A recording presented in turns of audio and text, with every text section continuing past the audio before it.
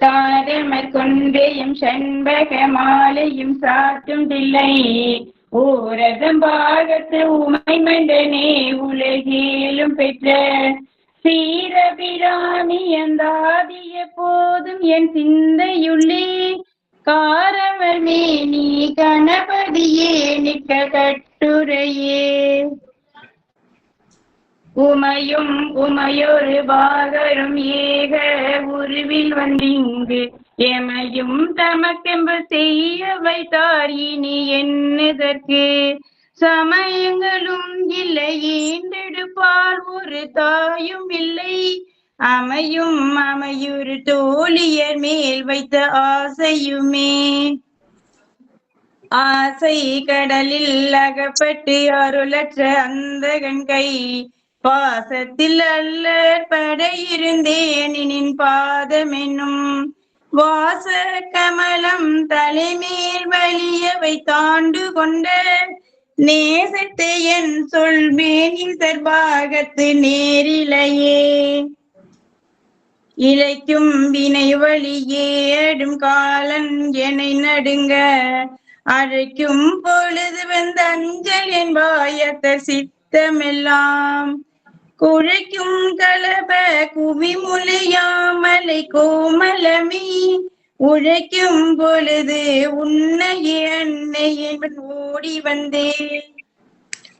வந்தே சரணம் புகுமடியார்க்கு வானுலகம் தந்தே பறிவோடு தான் போயிருக்கும் சதுர்முகமும் வைந்தே நலங்கர் பருமணியாகமும் பாகமும் செந்தேன் மலரும் அழகதினாயிரும் திங்களுமே திங்கட் பசுவின் மணனாரும் சீரடி சென்னி வைக்க எங்கொருதவம் எய்தியவா என்கிறந்த விண்ணோர் தங்கக்கும் இந்த தவமைது மோதரங்க கடலுள் வெங்கட்பணியனை மேகுயில் கூறும் விழுப்பொருளே. திருச்சிற்றம்பலம். திருச்சிற்றம்பலம். மூவர்க்கும் முதற்பொருளாய் முத்தொழிலுக்கும் வித்தாகி நாவிற்கும் மனத்திற்கும் நாடறியா பேரறிவாய் தேவர்க்கும் முனிவர்க்கும் சித்தர்க்கும் நாகர்க்கும் யாவர்க்கும் தாயாகும் எழிற்பறையை வணங்குவாம் என்று அம்பிகையினுடைய திருவடியை போற்றி அபிராமி பட்டர் அருளி செய்த அபிராமி அந்தாதியினுடைய 31வது பாடல் முதல் 35வது பாடல் வரை உள்ள பாடல்களுக்கு ஒரு மேலோட்டமான பொருளை நம்ம காணலாம். 30வது பாடலிலே நடுக்கடலுள் சென்றே வீழினும் கரையேற்றுகை நின் திருவுளமே என்று பொறுப்புகளை அம்பிகையினிடத்திலே ஒப்புவித்தார். நான் செய்கிறேன் என்று எல்லாவற்றையும் நம்மீது ஏற்றிக்கொள்வதனால தான் துன்பங்களையும் துயரங்களையும் நம்ம சந்திக்கிறோம். இது இறைவனால் செய்யப்படுகிறது. நாம் ஒரு கருவியாக இருக்கிறோம். இறைவன் கைகளிலே இருக்கக்கூடிய கருவி. நல்லது நடந்தாலும் தீயது நடந்தாலும் இது இறைவனுடைய திருவருள் என்ற மனநிலை நமக்கு ஏற்பட்டு அவ்வாறு இருந்தோம் என்றால் இன்பமும் துன்பமும் நம்மை சாராது. சித்தாந்த ரீதியாக சொல்லப்போனால் இதை இருவினை ஒப்பு என்பார்கள். இன்பத்தினாலும் சந்தோஷப்படுவதில்லை, துன்பத்தினாலும் கலங்கி போவதில்லை என்ற மனநிலை வந்துவிட்டால் வீடு பேருக்கு அது ஒரு வழி என்று பெரியோர்கள் சொல்லுகிறார்கள். அதை 30வது பாடலில் அதை சொல்கிறார். அதை நம்ம போன வாரம் பார்த்தோம். மார்ஜால நியாயம் என்று சொல்லக்கூடிய பூனை வகை பக்தி என்று அம்பிகையின் கைகளிலே நம்மை ஒப்பு கொடுத்து விட்டால் அவள் நம்மை நடத்தி செல்வது என்பதை பார்த்தோம். இப்போ 31வது பாடலிலே அம்பிகையினுடைய அந்த கோலத்தை சொல்லி நான் எல்லாவற்றையும் விட்டுவிட்டேன், என்னை காக்க வேண்டும் என்ற பிரார்த்தனையை செய்கிறார். உமையும் உமையொரு பாகரும் ஏக உருவில் வந்து இங்கு. உமை அம்பிகை, உமையொரு பாகர் சிவபெருமான். உமையை தனது உடம்பின் ஒரு பாகத்திலே ஒரு பகுதியிலே ஏற்றுக்கொண்டிருக்கக்கூடியவராகிய சிவபெருமான் இவர்கள் 2 பேரும் சேர்ந்து ஏக உருவில் வந்து இங்கு என்று. இந்த ஏக உரு என்பது நம்ம முன்னாடியே ஒரு பாட்டில் பார்த்துருக்கோம். 18வது பாடல்னு நினைக்கிறேன். வவ்விய பாகத்து இறைவரும் நீயும் மகிழ்ந்திருக்கும் கோலமும்னு 18வது பாடல்லையும் அதை சொல்லுகிறார். அந்த கோலத்திற்கு அர்த்தநாரீஸ்வர கோலம் என்பது சொல்லப்படுகிறது. தோளும் துகிலும் சுருள் தோடும் என்று திருவாசகத்தில் மணிவாசக பெருமான் சொல்லுவார். தொன்மை கோலமே நோக்கி சென்றுதாய் கோத்தும்பி என்று கோத்தும்பி பதிகத்தில் பெருமானும் பெருமாட்டியும் இணைந்து இருக்கக்கூடிய ஏக உருவமாக 2 பேரும் சேர்ந்து இருக்கக்கூடிய அர்த்தநாரீஸ்வர கோலத்தை திரு கோத்தும்பியிலே மாணிக்கவாசகர் சொல்கிறார். அந்த உருவத்தை இங்கே இவர் தள்ளுகிறார். உமையும் உமையொரு பாகரும் ஏக உருவில் வந்துங்கு. இந்த ஏக உருவம் எப்படி வந்தது, அம்பிகை எப்படி பெருமானுடைய உடம்பிலே இணைந்து கொண்டால் என்பதற்கு ஒரு சுவாரஸ்யமான கதை ஒன்று உண்டு. நம்ம பிரிங்கி முனிவர் அப்படின்னு ஒரு முனிவர் இருந்தார். அவர் கடுமையான சிவபக்தர். சிவனை தவிர வேற யாரையும் வணங்குறதில்லை அப்படின்னு தீவிரமான கொள்கையில் இருந்தவர். இன்றைக்கும் சில அடியார்கள் அந்த மாதிரி இருக்காங்க, சிவனை தவிர வேற யாரையும் கும்பிட்றதில்லைங்கிற மாதிரி இருக்காங்க. அவர் என்ன செய்வார், தினமும் கைலாயத்துக்கு வருவார்.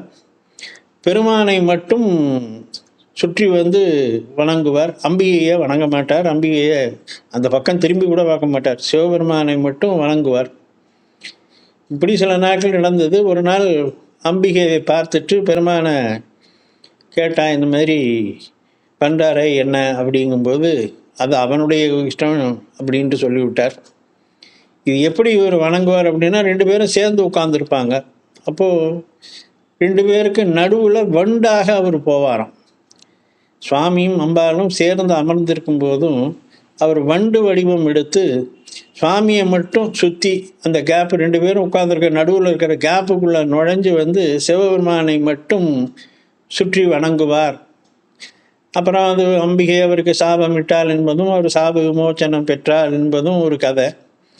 ஆனால் அந்த மாதிரி தன்னை ஒதுக்கி விட்டு சிவபெருமானை மட்டும் தனித்தனி உடம்பாக இருப்பதனாலே தானே அந்த முனிவர் அப்படி பண்ணினார் என்று அம்பிகை, உங்கள் உடம்புலையே நான் சேர்ந்து இருந்துட்டா அவன் என்ன செய்வான் என்று அம்பிகை தவம் இருந்தால், பெருமானுடைய உடம்பிலே சர்வாயுதி தனக்கும் வேண்டும் என்று அவள் தவம் இருந்தால் அந்த பெருமானிடத்தில் வேண்டி பெற்றுக்கொண்டாள். இடது பாகம் தங்கள் திருமேனியில் இடது பாகம் எனக்குள்ளதாக இருக்க வேண்டும், அதனால யார் வணங்கினாலும் என்னையும் சேர்த்து தான் வணங்கணும் என்று பெரும் தவம் செய்து பெருமானும் அந்த மாதிரி அவருக்கு அருள் செய்திருக்க. கல்லாடத்து கலந்தினிதருளியும்னு பெரிய இதில் கூட திருவாசகத்தில் அந்த செய்தியை மாணிக்க வாசகர் சொல்லுகிறார். பஞ்சப்பள்ளியில் பால்மொழி தன்னோடும் எஞ்சாது ஈண்டும் இருந்தருள் விளைத்தும் என்று திருவாசகத்தில் சொல்லப்படுகிறது. அப்படி அம்பிகை தவம் இருந்து பெருமானுடைய உடம்பிலே ஒரு பாதியை, இடது பாகத்தை தனக்கு வேண்டும் என்று தன் உருவத்தை அதில் சேர்த்து கொண்டாள் என்று சொல்லப்படுகிறது. அப்படி அந்த உருவத்தை தான் இங்கே ஏக உருவில் வந்து இங்கு எமையும் தமக்கு அன்பு செய்ய வைத்தார். அபிராமியினுடைய அந்த அன்பு அருளானது தனக்கு கிடைத்திருக்கிறது என்பதை இங்கே சூசகமாக சொல்லுகிறார். இப்படி அம்பிகையினுடைய அந்த அருள் கிடைத்ததுனால இனி எண்ணுதற்கு சமயங்களும் இல்லை. அம்பிகையை வணங்கின பிறகு மற்றொரு தெய்வத்தை வணங்கணும் அப்படிங்கிற எண்ணம் தனக்கு இல்லை. வேறொரு சமயங்களும் இல்லைன்னா வேறு விதமான வழிபாடுகள் அம்பிகையை மட்டும் இல்லாமல் வேறு வேறு தெய்வங்களை எல்லாம் வணங்குவது இன்றைக்கு நம்ம அப்படித்தான் பார்க்கணும். பல பேர் அப்படித்தான் இருக்காங்க. நான் முன்னாடியே ஒரு முறை குறிப்பிட்டேன், அந்த மாதிரி கார்த்திகை மாதம்னா ஐயப்பன் மலைக்கு போகிறது, புரட்டாசி மாதம்னா திருப்பதிக்கு போகிறது, ஆவணி மாதம்னா சமயபுரம் போகிறதுன்னு இப்படி மாறி மாறி கும்பிட்டுக்கிட்டு இருக்க முடியும். ஒரு தெய்வத்தை வணங்குகின்ற கோட்பாடு நம்மள பல பேருக்கு இல்லை. அந்த ஒரு தெய்வத்தை தான் வணங்கணும் அப்படிங்கிறது தான் பெரியோர்கள் சொல்லப்படுது. அதுதான் இங்கே சொல்கிறார், எண்ணுதற்கு சமயங்களும் இல்லை. வேறு ஒரு தெய்வத்தை, வேறொரு வழிபாட்டு முறைகளை எல்லாம் நான் செய்ய மாட்டேன். ஈண்டெடுப்பால் ஒரு தாயும் இல்லை. இப்போ அம்பிகையை வழிபட்டு அம்பிகையினுடைய நெறியிலே நிற்பதனாலே தனக்கு என்ன கிடைத்ததுங்கும் போது இதுதான் சொல்லுகிறார், ஈண்டெடுப்பால் ஒரு தாயும் இல்லைன்னா தாய் ஈண்டெடுக்க மாட்டால் ஒரு தாயார் இல்லை என்கிறார். அது எப்படி பொருள் கொள்றதுன்னா, இனிமே பிறக்க மாட்டேன் என்பதை சொல்கிறார். அம்பிகையை வணங்கிட்டதுனால, அம்பிகையினுடைய அருள் பெற்றதுனால, எமையும் தமக்கு அன்பு செய்ய வைத்தார். அம்பிகையின் பேரில் நமக்கு அன்பும், அம்பிகை நம் மீது அருளும் வைத்திருப்பதனால இனி மீண்டும் பிறப்பதற்கான வாய்ப்பு இல்லை. அப்போ பிறப்பதற்கு வாய்ப்பு இல்லைங்கும்போது இனிமேல் ஒரு தாயாரும் நமக்கு தேவையில்லை. அதனால் ஈண்டெடுப்பால் ஒரு தாயும் இல்லை. என்னை இனிமேல் பெறப்போகிற தாயார் யாரும் இல்லை. இந்த பிறப்பு இறப்பு பிறப்பு இறப்புங்கிறது தான் ஜனன மரண சுழற்சின்னு சொல்லுவாங்க. இது அற்று போகணுங்கிறது தான் மனித வாழ்க்கையினுடைய மிக முக்கியமான உயர்ந்த குறிக்கோளாக என்ன இருக்கணும்னா, இந்த சுழற்சியிலிருந்து நம்ம தப்பிக்கணும், பிறப்பு இறப்பிலிருந்து விடுபடணும். அப்போ இனி மீண்டும் பிறவாமை வேண்டும். காரைக்கால் அம்மையார் சொல்வார், பிறவாமை வேண்டும், மீண்டும் பிறப்புண்டேல் உன்னை மறவாமை வேண்டும். பிறவாமல் இருக்கணும். அப்போ இன்னொரு தாய் வயிற்றில் செல்லாமல் இருக்கணும். பட்டினத்தடிகள் சொல்வார், மாதா உடல் செழித்தால் வல்வினை என் கால் செழித்தேன், வேதாவும் கை செழித்து விட்டானேன்னு ஒரு பாட்டு ஒன்று சொல்வார். பெற்று பெற்று பெற்று பெற்று தாயாருடைய உடம்பு சலிச்சு போச்சு. நோய் அவளுக்கு நோவு ஏற்பட்டது. படைச்சு படைச்சு பிரம்மாவுக்கும் கை வலிக்குதான்.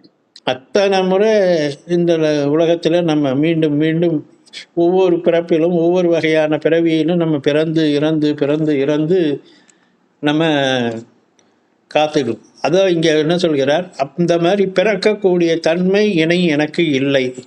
என்ன காரணம்னா, நான் அம்பிகையை வழிபட்டு அவளுடைய அருளை பெற்றுவிட்டேன். அமையுறு தோழியர் மேல் வைத்த ஆசையுமே, இது பெண்கள் மீது இருக்கக்கூடிய ஆசையும் எனக்கு நீங்கி விட்டது என்று இங்கே சொல்கிறார். இங்கே பெண்கள் அப்படின்னு சொல்றது ஒரு பொதுவான விஷயம். ஆசை பொதுவாக எல்லாவற்றிலும் இருக்கக்கூடிய அந்த ஆசை தான் அது. அதை குறிப்பாக அவர் இங்கே அமையுறு தோழியர்னா மூங்கில் போன்ற தோள்களை உடைய பெண்கள், அவர்கள் மேல் வைத்த ஆசை என்று சொன்னால் அது பெண்ணிடத்தில் வைத்த ஆசைன்னு மட்டும் இல்லை. நமக்கு ஒவ்வொருத்தருக்கும் என்னென்னவோ ஆசைகள் இருக்குது. சில பேர் நல்ல பெரிய 3 மாடி வீடு கட்டணுங்கன்னு நினைப்பாங்க. சில பேர் நல்ல பெரிய தென்னந்தோப்பு வாங்கணும்னு நினைப்பாங்க. சில பேர் நல்ல பெரிய பேங்க் பேலன்ஸ் கோடிக்கணக்கான ரூபா இருக்கணும். சில பேர் தங்கமாக வாங்கி வைக்கணும்பாங்க. இப்படி ஒவ்வொருத்தருக்கும் ஒவ்வொரு விதமான ஆசைகள் இருக்கும். அந்த மாதிரி எல்லா ஆசைகளும் அதுதான் பொதுவாக எடுத்துக்கொள்கிறது. அதை குறிப்பாக சொல்வதற்காக பெண் மீது வைத்த ஆசை என்பது, ஏன்னா அதிகமான ஈர்ப்பு உடையதும் அதிகமாக மனிதர்களை பிணிக்கக்கூடியதும் இந்த பெண் மீது வைக்கின்ற ஆசையை தான். சிலந்தி வலையிலே மாட்டுவது போல மாட்டி சிலந்தி கொஞ்சம் கொஞ்சமாக வலையிலே மாட்டியதை தின்பது போல மனிதர்களை தின்றுவிடக்கூடியது இந்த பெண் மீது கொண்ட ஆசைங்கிறது. அதனால அதை குறிப்பாக சொன்னார். அப்படின்னு பொதுவாக எல்லா ஆசைகளையும் நான் விட்டு விட்டேன். நீ அருள் செய்திருப்பதனால இனி நான் பிறப்பதற்கு வாய்ப்பு இல்லை. என்னை இனிமேல் ஒரு தாயார், ஒரு பெண் என்னை இனிமேல் பெற்றெடுக்க மாட்டார் என்பதை இந்த பாடலிலே சொல்கிறார். அப்படி பெற்றதுனாலே என்ன ஆயிற்று, ஆசை கடலில் அகப்பட்டு அருளற்ற அந்தகன் கை பாசத்தில் அல்லல் பட இருந்தேனை, நின் பாதம் என்னும் வாச கமலம் தலைமேல் வலிய வைத்து ஆண்டு கொண்ட நேசத்தை என் சொல்லுவேன் ஈசர் பாகத்து நேரிழைய. இதை முதல்ல எடுத்துங்க. ஈசர் பாகத்து நேரிழைய முன்னாடி பாட்டில் சொன்னதான் ஏக ஒரு அர்த்தநாரீஸ்வர கோலம். ஈசர் பாகத்து நேரிழை அழகான அணிகலன்களை அணிந்தவள் சிவபெருமானுடைய ஒரு பக்கத்திலே இருக்கக்கூடிய அம்பிகையே ஆசை கடலில் அகப்பட்டு பிறந்ததுலேருந்து நமக்கு எத்தனையோ விதமான பொருள்கள் மீது ஆசை. திருவாசகத்தில் போற்றி திருஅகவலில் மாணிக்க வாசகர் சொல்லுவார், முதல் மாதம் 2ஆம் மாதம் 3ஆம் மாதம் 4ஆம் மாதம் 5ஆம் மாதம் 6ஆம் மாதம்னு ஒவ்வொரு மாதமும் தாயார் எவ்வளவு வேதனைகளை பட்டு 10ஆவது மாதத்தில் பிள்ளையை பெறுகிறார். பிள்ளை வளர்கின்ற பொழுது அவன் கல்வி கற்பதற்கும் செல்வம் சேர்ப்பதற்கும் இப்படி பலவிதமானவர்களுக்கும் எப்படியெல்லாம் அலைந்து அப்புறம் பெண்களுடைய காம வலையிலே சிக்குண்டு இப்படியெல்லாம் அவசைப்பட்டு கடைசியிலே அவனுக்கு இறைவன் மீது ஒரு அறிவு தெளிவு உண்டாகிறது என்பதை அதில் பார்க்குறோம். அந்த மாதிரி இங்கே பிறந்த பிறகு ஆசை கடலில் அகப்பட்டு, நம்ம எவ்வளவுதான், வள்ளுவர் ஒரு செய்தி சொல்லுவார், துய்ப்போம் எனினும் தப்புனா பலவே என்பார். நம்ம எல்லாத்தையும் அனுபவிக்கணும்னு சேர்ப்போமா, ஆனால் எதையுமே அனுபவிக்காமல் போயிடுவோம். பல பேருடைய வாழ்க்கையில் நம்ம அதை பார்க்கலாம். கஷ்டப்பட்டு சம்பாரித்து ஊரை அடித்து உலையில போட்டு ஏமாற்றி எல்லாம் பண்ணி எல்லாம் சொத்துக்கிட்டெல்லாம் சேர்ப்பான். ஆனால் அவன் அதை அனுபவிக்கிறதுக்கு இருக்க மாட்டான். வேடிக்கையாக கிருபானந்த வாரியார் தான் ஒரு செய்தி சொல்வார். பெரிய பணக்காரர், பெரிய வசதி வாய்ப்பு, தினம் காலம்புற ஸ்வீட்டு, பாதாம் அல்வா, முந்திரி அல்வா, இந்த மாதிரி அல்வா ஸ்வீட்டெல்லாம் டிஃபன் பண்ணுவானோ. இந்த டிஃபனெல்லாம் பண்ணினாலும் வேலைக்காரன் உட்காந்து சாப்பிடுவானா.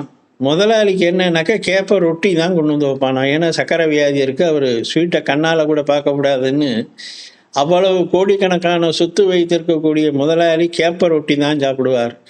அவர் வீட்டில் இருக்கிற சமயக்காரன் பாதாம் பருப்பையும் முந்திரி பருப்பையும் பிஸ்ஸா அல்வாவும் சாப்பிட்டுக்கிட்டு இருப்பான் என்று சொல்லுவார். அப்போது தப்புன பலவே துய்ப்போம் எனினும் தப்புன பலவே நமக்கு கிடைக்கக்கூடியது தான். அப்போ ஆசை கடலில் அகப்பட்டு அந்த மாதிரியெல்லாம் கஷ்டப்பட்டு சம்பாரித்து சேர்த்து கடைசியில் நாம் அனுபவிக்கிறோமா என்பது ஒரு கேள்விக்குறி. இங்கே அவர் சொல்லுகின்ற பொழுது அந்த மாதிரி கஷ்டப்பட்டு கடைசியில் என்ன ஆகுதுன்னா சாவு தான் நமக்கு. பிறந்த யாராவது நிரந்தரமாக இந்த உலகத்தில் இருக்க போகிறதில்லை. அத்தனை பேரும் ஒரு நாள் இறந்து போவார்கள். நெருநல் உழல் ஒருவன் இன்றில்லை என்னும் பெருமை உடைத்து இவ்வுலகு என்று வள்ளுவர் சொல்லுவார். இந்த உலகத்துக்கு என்ன பெருமை, இந்த பூமிக்கு என்ன பெருமைன்னா, நேற்றுக்கு இருந்தவன் இன்னைக்கு இங்கே இல்லை. அவன் எப்பேற்பட்ட அறிவுள்ளவனாக இருந்தாலும், ஆற்றல் உள்ளவனாக இருந்தாலும், பெரும் செல்வந்தனாக இருந்தாலும், எப்பேற்பட்டவனாக இருந்தாலும், நேற்றைக்கு இருந்தான் இன்னைக்கு இல்லை, மண்ணுக்குள்ளே போயிட்டான் அப்படிங்கிறதான். நெருநல் உளன் ஒருவன் இன்று இல்லை என்னும் பெருமை உடைத்து, இந்த உலகத்துக்கு பெருமையே தான். இங்கே எதுவும் நிரந்தரம் இல்லை, நிலையானது இல்லை. அந்த மாதிரி எல்லாம் சம்பாரித்து எல்லாம் அனுபவிச்சிருந்தாலும் கடைசியில் அந்தகன் கையில் போய் நம்ம மாட்டோம். அருளற்ற அந்தகன் கையா, அதுவும் அருளற்ற அந்தகன் கைன்னு சொல்கிறார். ஏன் அருளற்றன்னா, அவன் தயவுதாட்சியமே பார்க்க மாட்டான். நமக்கு விதிக்கப்பட்ட கால அளவு என்னவோ அந்த கால அளவுக்கு ஒரு செகண்டு கூட நம்ம கூட இருக்க முடியாது. இந்த வீட்டில் சொல்லிட்டு வரேன், மனைவி கிட்ட சொல்லிட்டு வரேன், பேரப்பிள்ளைகிட்ட சொல்லிட்டு வரேன் அப்படின்னெல்லாம் நம்ம டைம் கேட்கலாம் முடியாது. அந்த குறிப்பிட்ட நேரத்தில் க்ஷணத்தில் நம்முடைய உயிரை படித்து கொண்டு போய்விடான். அதனால் அவன் அருள் அற்றவனான். கொஞ்சமாவது தயவு தாட்சியம் என்பதே இல்லாது. அதனால தான் அவனுக்கு தர்மராஜன் என்று நம்ம தமிழில் ஒரு பெயர் சொல்லுவார்கள். அந்த அந்தகன் கை பாசத்தில் அல்லல் பட இருந்தேனே. அப்போ யமதர்மன் தன்னுடைய பாச கயிற்றை வீசி என் உயிரை அவன் எடுத்துக்கொள்ள போகும்போது, நீன் பாதம் என்னும் வாச கமலம் தலைமேல் வலிய வைத்து ஆண்டு கொண்ட நேசத்தை என் சொல்லுவேன். அவன் என்னை கூப்பிடும்போது, நீ உன்னுடைய திருவடிகளை என் தலைமேலே வைத்து என்னை நீ காக்க வேண்டும் என்பது இங்கே வேண்டுகோள். வாச கமலம், வாசனை மிகுந்த தாமரை போன்ற அம்பிகையினுடைய திருவடிகள், வாச கமலம் என் தலைமேல் வலிய வைத்து, நீ கவலைப்படாத, தைரியமாயிரு, அந்தகனுடைய அந்த பிடியிலிருந்து உன்னை நான் காப்பாற்றுவேன் என்று ஆண்டு கொண்டவர். அவருடைய அன்புக்கு நான் என்ன சொல்லுவேன் என்பதை இங்கே ஆச்சரியமாக வியப்போடு பார்க்கிறார்.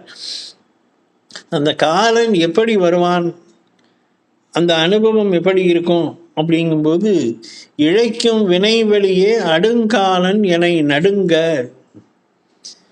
இழைக்கும் வினை வழியே, நம்முடைய செயல்கள் எல்லாவற்றுக்குமே நாம் செய்கின்ற வினைகள் தான் காரணம். இது சித்தாந்தம் தெளிவாக சொல்லுது. நம்முடைய பிறப்புக்கே காரணம் நாம் செய்த வினைகள். நாம் அனுபவிக்கக்கூடிய இன்ப துன்பங்கள், நன்மை தீமைகளுக்கு காரணம் முன்னர் பல பிறவிகளிலே நாம் செய்திருக்கக்கூடிய நல்வினை தீவினைகள் தான் நமக்கு காரணம். தீதும் நன்றும் பிறர் தரவாரா என்று நம்முடைய சங்க இலக்கிய நூல் ஒன்றிலே சொல்லப்படுகிறது. அடுத்தவங்க எதுவும் கொடுக்கறது. நீ நன்மை செய்திருந்தால் உனக்கு நன்மை சேரும், நீ தீமை செய்திருந்தால் உனக்கும் தீமை சேரும். செவுத்துல எறியப்பட்ட பந்து எப்படி திருப்பி மறுபடியும் நம்மிடத்திற்கே திரும்பி வருகிறதோ, அப்படி போல நீ செய்த நல்ல செயலும் உனக்கு புண்ணியமாக நன்மையாக வந்து சேரும், தீய செயலும் தீமையாக உனக்கு வந்து சேரும். இதுதான் நம்முடைய சித்தாந்தத்தினுடைய வினை கொள்கை என்பது. இந்த வினை கொள்கை வழிபடி இணைக்கும் வினை வழியே நம்முடைய செயல்கள் எல்லாவற்றுக்கும் காரணம் நாம் செய்த வினைகள் தான். எல்லாருக்கும் தெரியும், இந்த வினைகள் நம்ம 3 வகையாக இருக்கிறது என்பது. சஞ்சிதம், பிராரப்தம், ஆகாமியம் என்று 3 வகையான வினைகள் இருக்கின்றன. பல பிறவிகளே நாம் சேர்த்து வைத்த வினையின் தொகுப்பு சஞ்சிதம். இந்த பிறவியிலே அவற்றிலிருந்து நாம் அனுபவிப்பதற்காக கொண்டு வந்தது பிராரப்தம். சில வீட்டில் சில பேர் சில பிரச்சனைகள் வரும்போது சொல்லுவாங்க, என் பிராரப்த கர்மா அப்படின்னு சொல்லுவாங்க. சில குழந்தைகளை பார்த்தாலே சொல்லுவாங்க, நான் பெத்த கர்மம், என்னுடைய பிராரப்தம் எனக்கு பிள்ளையா வந்து பிறந்திருக்கு என்று வேடிக்கையாக சொல்லுவார்கள். அப்படி அந்த முன் வினைகள் தொகுப்பு வினையிலே இந்த பிறவியிலே நாம் அனுபவிக்க வேண்டியதாக வரக்கூடியது பிராரப்தம். இந்த பிறவியிலே நாம் செய்யக்கூடியது ஆகாமியம். இப்படி இந்த வினைகள் வழியாக கடைசியில் நமக்கு காலம் முடிகின்ற பொழுது, அடும் காலன் என்னை நடுங்க அழைக்கும் பொழுது, இந்த காலன் எப்படி வந்து அழைப்பானா, இந்த உயிரை உடம்பிலிருந்து எடுக்கும்போது உடம்புக்குள்ளே தயிர் கடைவது போல, எப்படி தாய்மார்களுக்கு தெரியும், மத்து கொண்டு தயிர் பானையிலே தயிர் கடைகின்ற பொழுது எப்படி ஒரு சத்தம் உண்டாகுமோ, அப்படி இந்த உடம்பிலிருந்து உயிரை யமன் கமருகின்ற போது ஒரு சத்தம் உண்டாகுமா. உயிரை தயிர் மத்துன பிரித்து கடைந்து எடுப்பான். அப்போ வேதனைகள் கடுமையாக நம்ம உடலுக்கு இருக்கும், உயிருக்கு வேதனை உண்டாகும். அந்த வேதனையை தான் அடுங்காலன் என்னை நடுங்க. இப்போ உடம்புலலாம் ஒரு ஷிவரிங் ஏற்படும், உயிரில் ஒரு நடுக்கம் ஏற்படும். அப்படிப்பட்ட வேகத்தோடு யமன் நம்முடைய உயிரை பறித்து செல்வானாம். அழைக்கும் பொழுது வந்து அஞ்சல் என்பாய். வடமொழியில் ஒரு ஸ்லோகம் ஒன்று இருக்குது. இந்த யமன் எப்படி வந்து கூப்பிடுவான் அப்படிங்கும்போது, அந்த யம வாதனை, அந்த கடைசி நேரத்தில் யமன் வந்து என்னை அழைக்கும்போது என்னை வந்து காப்பாற்றணும், நீ அந்த யம வாதனை எனக்கு ஏற்படாமல் எனக்கு துணை செய்யணும்னு ஒரு பாடல் வடமொழியில் இருக்குது. அது வந்து அதிபீஷண கடுபூஷண யமகிங்கர படலி கிருததாடன பரிபீடன மரணாகம சமயே உமயாசக மமச்சேதசி யமசாசன நிவசன் சிவசங்கர ஹரமேஹர துரிதம் அப்படின்னு ஒரு சிவசங்கரனாகிய பெருமானே, நீ வந்து வேகமாக வரணும். எப்போ வரணும், எப்படி வரணும்னா, உமயாசக மமச்சேதசி, உமையோடு சேர்ந்து எனக்காக எந்த நேரத்தில் வரணும்னா, யமகிங்கர படலி, யமனுடைய அந்த தூதர்களாகிய யமகிங்கரர்கள் அதிபீஷண கடுபூஷண, அப்படியே பெரிய முரட்டு மீசையும் கடுமையான தோற்றமும் இடி போன்ற வார்த்தைகளுடன் வா என்று நம்மை பிடித்து இழுப்பார்கள். இந்த உடம்புல இருந்து உயிரை பற்றி இழுப்பார்களாம். அதிபீஷண கடுபூஷண யமகிங்கர படலி கிருததாடன பரிபீடன மரணாகம சமயே உமையா சக மமசேதசி யமசாசன நிவசன் சிவசங்கர ஹரமேஹர துரிதம் என்று வடமொழியில் ஒரு ஸ்லோகம் உண்டு. அதுதான் இங்கே சொல்கிறார். அழைக்கும் பொழுது வந்து அஞ்சல் என்பாய், அத்தர் சித்தமெல்லாம் குழைக்கும் கலப குவிமிலை யாமலை கோமலமே என்பது மென்மையானவள் என்பது பொருள். அத்தர் என்பது அத்தனாகிய தந்தையாகிய சிவபெருமானுடைய மனம் மகிழக்கூடிய கலப குவிமலை, சந்தனம் பூசிய மார்பகங்களை உடைய கோமலமான அம்பிகையே, உழைக்கும் பொழுது உன்னையே அன்னையே என்பன். இந்த உழைக்கும் பொழுதுனாக்க அது அந்த கடைசி நேரத்தில் மனம் மருகுகின்ற பொழுது, ஆவி புறத்ததோ அகத்ததோ அறியேன்னு சொல்லுவார்கள். அந்த மாதிரி உயிர் பிரிகின்ற அந்த நேரத்தில், உடல் பதறுகின்ற அந்த நேரத்தில் ஞானசம்பந்த பெருமான் திருவையாத்தில் அழகாக சொல்லுவார். புலனைந்தும் பொறிகளங்கி நெறிமயங்கி அறிவு அழிந்திட்டு ஐமேல் உந்தி அலமந்த போதாக அஞ்சேல் என்று அருள் செய்வான் அமரும் கோயில் வலம் வந்து மடவார்கள் நடமாட முழவதிர இடி என்று மரமேறி முகிழ்வார்க்கும் திருவையாரே என்று திருவையாற்று பதியத்தில் ஞானசம்பந்தர் பதிவு செய்வார். அந்த மாதிரி புலனைந்தும் பொறிகளங்கி மதிமயங்கி அறிவு அழிந்துட்டு ஐமேல் விந்தியான். வாயில் கோழை தொண்டையில் அடைச்சிக்கும். பேசணும்னு நினச்சா பேச முடியாது. யார் என்ன பக்கத்தில் நிற்கிறவங்க யாருன்னு தெரியாது. தட்டி தட்டி எழுப்புவாங்க. வந்திருக்கார், யார் தெரியுமா, யார் தெரியுமா, பாரு, கூப்பிடு அப்படின்னு தட்டி தட்டி எழுப்புவாங்க. பேர் இருக்காது, ஞாபகம் இருக்காது. அந்த மாதிரி மரணாகம சமயம் உழைக்கும் பொழுது, மனம் மருகும் போது, அப்போ தான் எல்லா நினைப்பும் வரும்னு சொல்லுவாங்க. வெளியில் சொல்ல முடியாது. ஆனால் நம்ம அந்த வாழ்நாள் முழுவதும் என்னென்ன நன்மைகள் செய்தோம், தீமைகள் செய்தோம், நம்ம மனதில் என்ன ஆசை இருக்குங்கிறதெல்லாம் அப்படியே முட்டி முட்டி நம்ம நினைவில் வரும். ஆனால் ஒன்றும் சொல்ல முடியாது. அதான் மனம் மருகுதல். அந்த உழைக்கும் பொழுதுங்கிறது அந்த மாதிரி மனம் மருகுகின்ற பொழுது உன்னையே அன்னையே என்பன் ஓடி வந்தேன். அப்போ உன்னுடைய திருவடியே அபிராமி அபிராமி என்று கூப்பிடணும். அது எப்படி வரும்? அந்த நேரத்தில் எப்படி வரும்?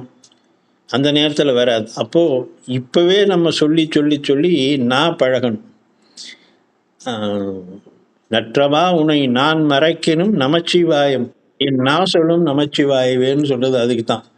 நீங்கள் இப்போ நல்லா இருக்கிற காலத்திலேயே உடல் ஆரோக்கியமாக நம்முடைய நல்ல நிலையில் இருக்கின்ற போதே நமச்சிவாய நமச்சிவாய என்று சொல்லி சொல்லி பழகினால், அப்படி புலனைந்தும் பொறிகளங்கி மதிமயங்கி நிற்கின்ற நேரத்திலும் நம்முடைய நாக்கு தன்னால் நமச்சிவாயா நமச்சிவாயா என்று சொல்லி கொண்டிருக்குமா. அதுதான் இங்கே சொல்கிற உன்னையே அன்னையே என்பன் ஓடி வந்தேன்னா, இப்போவே அபிராமி அபிராமின்னு சொல்லியிருக்கிறதுனால அப்போவும் நான் உன்னை சொல்லுவேன்.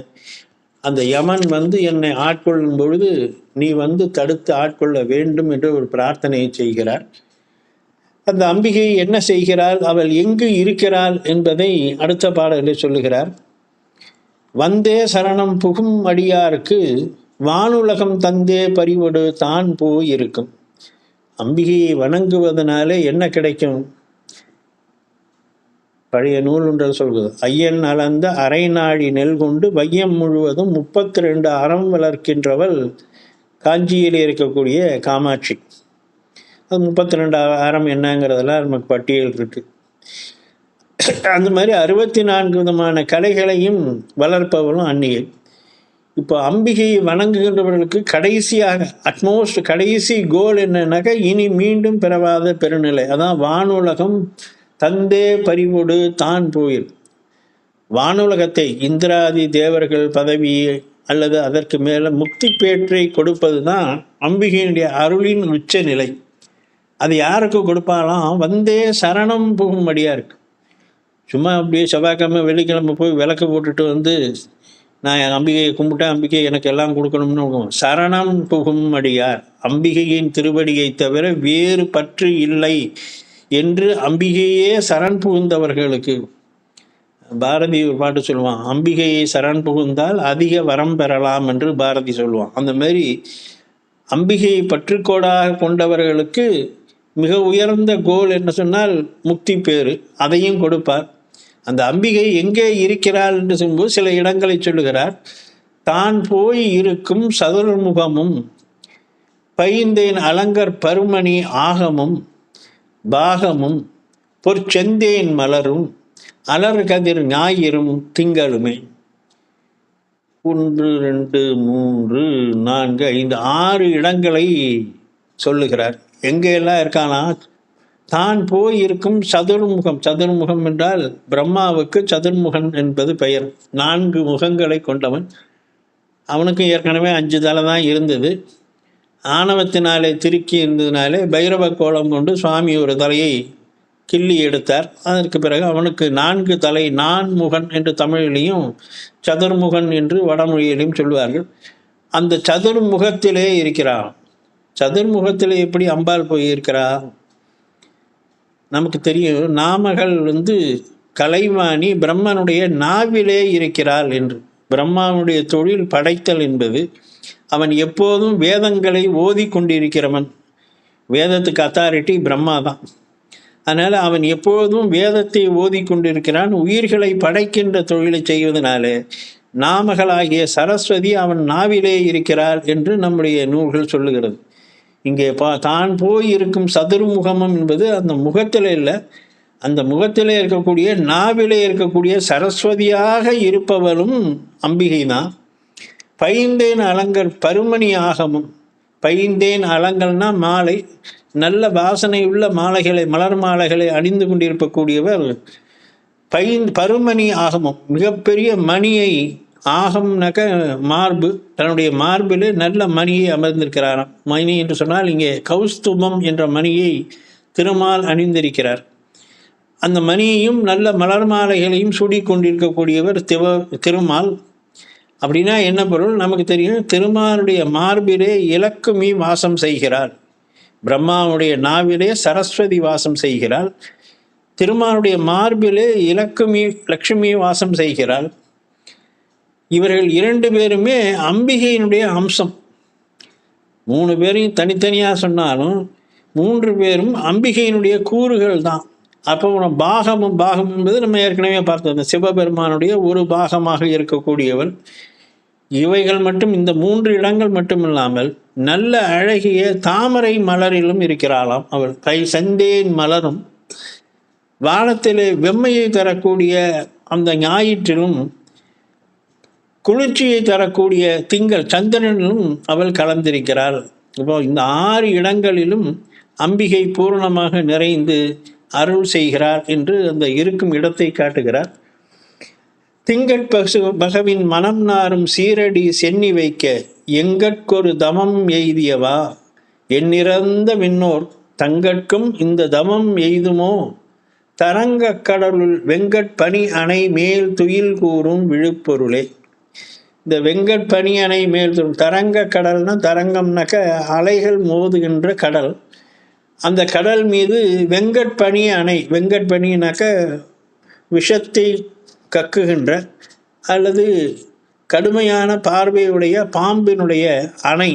பாம்பே ஒரு படுக்கையாக இருக்கிறது. அந்த படுக்கையின் மேல் துயில் கூறும் விழுப்பொருளை. இங்கே திருமாலை தான் நம்ம சொல்லுகிறோம். மேல் துயில் கூறும் விழுப்பொருள் பார்க்கடலிலே ஆதிசேஷன் என்ற பாம்பின் மேலே பெருமான் படுத்திருக்கிறான் என்பது நம்முடைய புராண வரலாறு.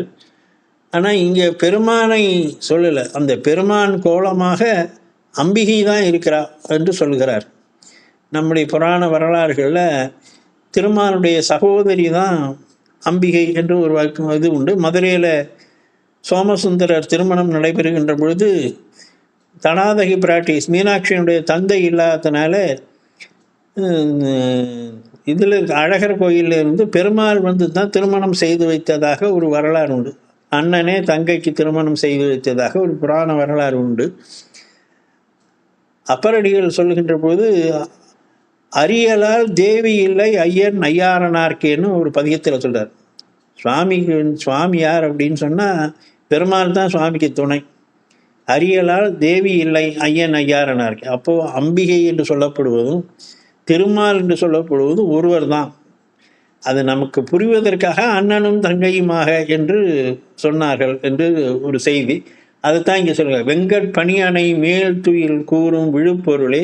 அப்படி பார்க்கடலிலே பள்ளி கொண்டிருக்கக்கூடிய அந்த மேலான பொருளே, உன்னுடைய மனம் நாரும் சீரடி சென்னி வைக்க, உன்னுடைய திருவடியை என் தலைமையிலே வைத்திருக்கிறாயே, அதுக்கு நான் என்ன தவம் செய்தேன்? எங்கட்கு ஒரு தமம் எய்தியவா, நான் எவ்வளவு புண்ணியம் பண்ணியிருந்தா என்னுடைய தலைமையிலே உன்னுடைய திருவடியை நீ வைத்து எனக்கு அருள் செய்வாய்.